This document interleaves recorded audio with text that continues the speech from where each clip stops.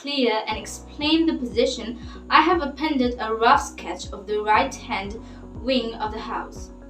Appended মানে কি? আসসালামু আলাইকুম সবাইকে, আমি ফারিহা বিনতে ইসলাম, ইংলিশ ল্যাঙ্গুয়েজ ইনস্ট্রাক্টর এট সিটুয়ে। জি, ঠিক ধরেছেন, তবে আজকে কোনো ভোকাবুলারি শেখাবো না, বরং ভোকাবুলারি মনে রাখার কি নিয়ম থাকতে পারে কিংবা আপনি কিভাবে সহজে মনে রাখতে পারেন সেটা নিয়ে আলোচনা করব। তো টেকনিক বলবো না, বলবো আমি যেরকম ভাবে শিখেছিলাম সেটা আপনাদের সাথে শেয়ার করতে। শিখেছিলাম বলবো না, যেরকম ভাবে শিখছি সেটা আপনাদের সাথে শেয়ার করব। তো প্রথমত আমরা যখন ভোকাবুলারি শিখতে যাই, আমরা একদিনে বসে 20টা থেকে 50টা শব্দ শিখে একেবারে সব কিছু একদিনে শেষ করে দিতে চাই। কিন্তু যে মুহূর্তে আপনি ঘুম থেকে উঠলেন, আপনি বুঝতে পারলেন যে আপনার 2-3টা শব্দের বেশি একটা কিছু মনে নেই। আবার এমনও আছে যে আপনি কিছুই শিখলেন না। তো এরকম ইরেগুলারলি অনেকগুলা শিখে আসলে কোনো লাভ হয় না। বরং যে কাজটা করা যেতে পারে সেটা হচ্ছে আপনি একটা গোল সেট করুন। আজকে 5টা, কালকে 5টা, এইরকম 5টা শুনতে অনেক কম লাগে প্রথমত, কিন্তু এই যে 5টা আপনি কম হোক কিংবা বেশি, এই যে 5টা আপনি শিখছেন, আপনাকে নিশ্চিত করতে হবে সেই 5টা যাতে আপনার মনে থাকে। সেটা হচ্ছে মূল কথা।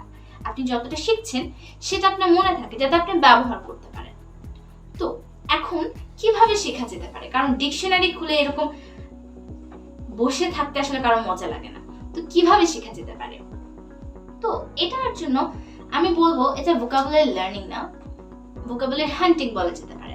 অর্থাৎ ভোকাবুলারি খুঁজে না। কিভাবে? আপনার আশেপাশে কিন্তু ইংরেজিতে লেখা অনেক জিনিস আছে। সেটা হতে পারে কোনো ঔষধের বোতলের পিছনে ইনস্ট্রাকশনস লেখা, বা অনেক কিছুতেই ইংরেজি লেখা থাকে। ইংরেজি কন্টেন্ট পড়ছেন, নিউজ পেপার পড়ছেন, এমন কোনো দিন নেই যে আপনি ইংরেজিতে কিছু পড়ছেন না।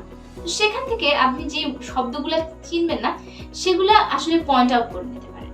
এভাবে কি হবে যে আপনি এরকম খুঁজে খুঁজে পড়েছেন, তার জন্য আপনার ইন্টারেস্টটা থাকবে। পাশাপাশি এইরকম খুঁজে খুঁজে পড়লে আপনার শব্দগুলো অনেক ভালোভাবে মনে থাকে। আর যেহেতু একটা কনটেক্সটে আপনি পড়ছেন, তো আপনি ধারণা করতে পারছেন যে এর অর্থ কি হবে।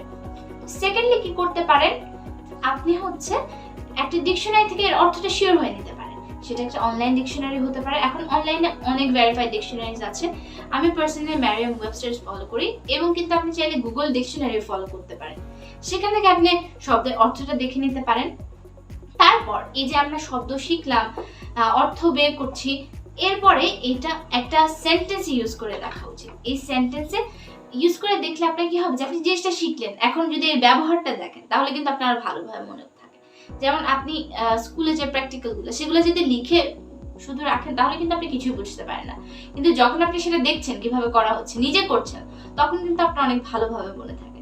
ভোকাবুলারির ক্ষেত্রেও সেম, আপনি প্রয়োগ করে দেখুন, তাহলে অনেক ভালোভাবে মনে থাকে।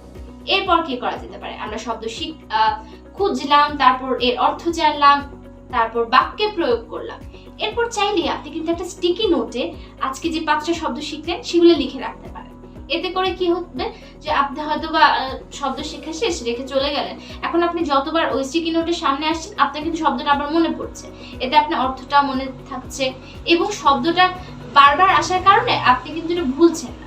আর এভাবে আপনি প্রতিদিন যদি 5টাও শেখেন, সেই 5টা শেখা কিন্তু দীর্ঘস্থায়ী হচ্ছে। আমার মনে হয় যে ম্যাক্সিমাম 5টাই প্রথমে শেখা উচিত। কেননা একসাথে অনেকগুলো শিখলে মনে রাখাটা অনেক কঠিন, এবং একসময় দেখবেন যে আপনার ইন্টারেস্টটা চলে গেছে।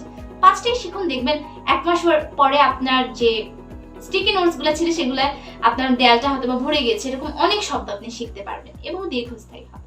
তো আমি পার্সোনালি এভাবেই ভোকাবুলারি শিখি। আপনি কিভাবে শিখেন সেটা কিন্তু আপনি চাইলে কমেন্ট বক্সে জানিয়ে দিতে পারেন। ধন্যবাদ এতক্ষণ সাথে থাকার জন্য। ধন্যবাদ সবাইকে।